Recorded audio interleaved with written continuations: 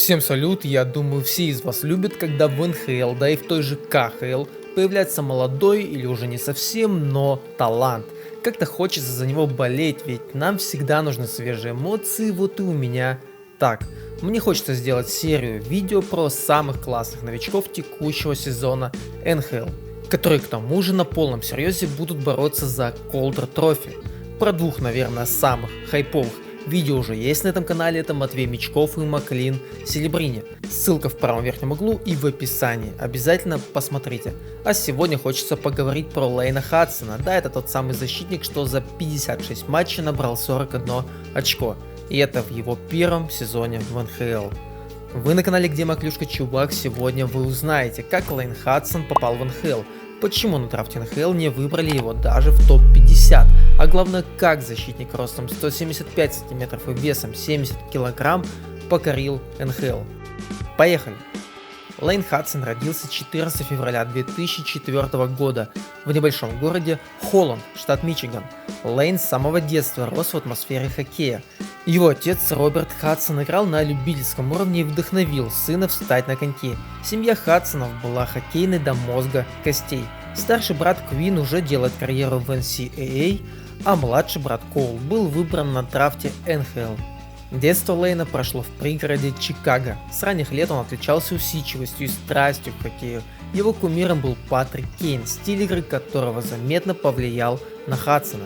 Несмотря на невысокий рост, всего 175 см, как я уже сказал, Лейн смог компенсировать этот недостаток потрясающим катанием, игровым мышлением и умением контролировать шайбу. Лейн очень уникальный защитник, играющий в стиле Хьюза или Кейла Маккара.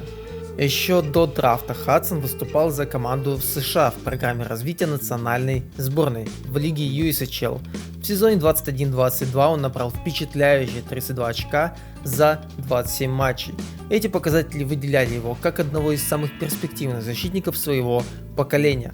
Но скауты оставались осторожны. Основной вопрос был, как вы могли догадаться, в его физических данных. Достаточно ли он силен для игры на высшем уровне? Все эти сомнения не прошли мимо скаутов клубов НХЛ, и еще раз повторюсь, несмотря на огромный талант парня, немногие верили в его будущее, в его перспективы в НХЛ. Именно это и подтвердилось на драфте, когда в первом раунде никто не произнес его фамилии, а выбран Лейн был только под общим 62-м номером драфта команды Montreal Canadiens. Для информации, из тех, кто был выбран после первого раунда драфта 22, только 3 человека сыграли хотя бы 20 матчей в этом сезоне НХЛ. Это Сам Хадсон, Джордж из Айлендерс и Пойтес из Бостона. Все. То есть, если тебя выбрали за пределами топ-30, твои шансы на дебют в НХЛ в ближайшие годы не высоки. И естественно, тогда Монреаль рисковал, и как мы можем судить уже сейчас, не прогадал. В итоге с того драфта они получили Слафовский и Хадсона, шикарный такой корсет-скелет, вокруг которого в ближайшие лет 5 можно построить очень сильную и конкурентоспособную команду. Вернемся к Хадсону. После драфта Лейн залетел на 2 года в Бостонский университет, чтобы хоть как-то окрепнуть и подготовиться к суровым битвам в НХЛ.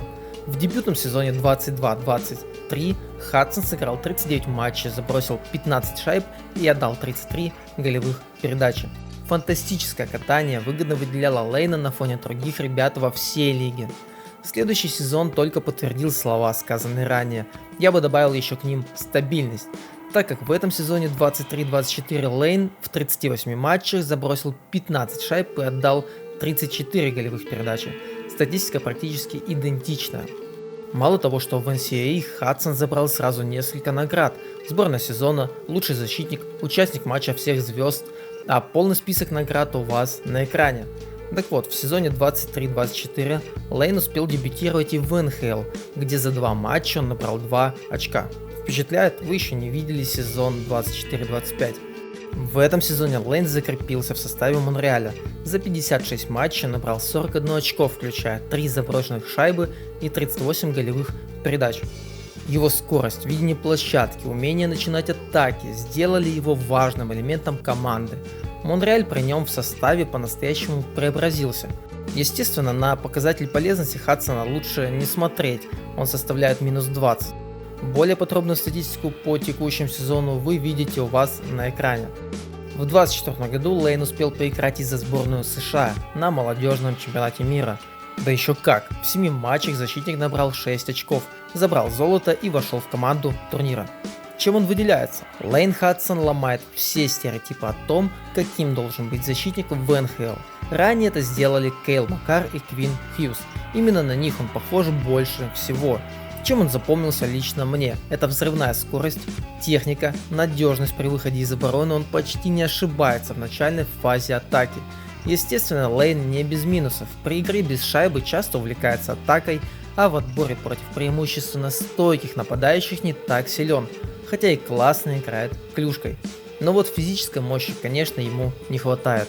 Если касаться битвы за Колтер Трофи, то у Хадсона есть шансы, но я почти уверен, что награду должен забрать Маклин Селебрини. Во-первых, он на 2 года помладше, во-вторых, он выдает перформанс не хуже того же Лейна, ну а показатель полезности тоже минус 20. Еще есть вариант с Дастином Вульфом, но о нем мы поговорим уже в следующем ролике. Актуальный рейтинг игроков, претендующих на Колтер, я выложил у себя в телеграм-канале. Подписывайтесь. На этом все. Как думаете, есть ли у Лейна будущее вместе с Монреалем, или такого сильного и мастеровитого защитника вы бы хотели видеть в другом клубе? Сможет ли Хадсон забрать Колтер Трофи? Пишите об этом в комментариях, будет очень интересно почитать. А с вас лайк, подписка на канал. Всем спасибо за просмотр и увидимся.